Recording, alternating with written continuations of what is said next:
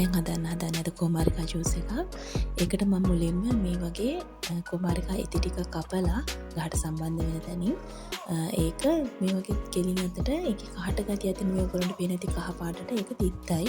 ඒ තිත්ත ගතිය ඉවත් කරගන්න තමයි මේ විදියට තියලා දෙන්නේ. අපි පැය 2-3ක් වගේ තියලා තිබුණාම ඒ තිත්ත ගතිය බේරිලා මේ වගේ මේ ඔයගොල්ලන්ට පේන ඇති මේ කෝප්පය අඩියට ඒක ඉවත් කරගන්න පුළුවන්. ඊට පස්සේ මේ ටික ආයි සෝදලා ඉවර වෙලා අපිට දෙපැත්තේ මේ කටු ටික අයින් කරලා කපා ගන්න පුළුවන්.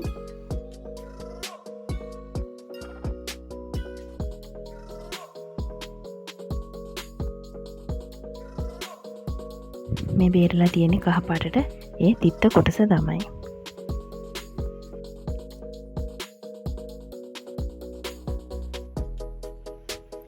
මේ තියෙන්නේ මම කලින් කිව්ව විදිහට කපාගත්ත කුමාරිකා ටික.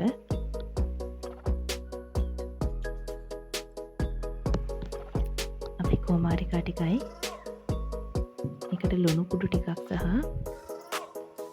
අවශ්‍ය ප්‍රමාණයට සීනි එකතු කරගෙන ඒකට වතුරත් දාලා මේ විදිහට අපි බ්ලෙන්ඩර් කරගන්නවා.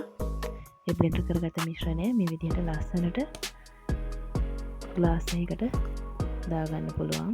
දාලා පිළිගන්නන්න පුළුවන්.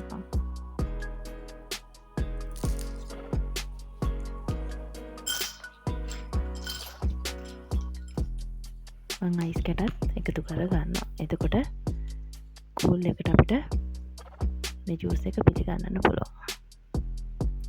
අපි කුමාරිකා ජූස් එක දැන් රෙඩි.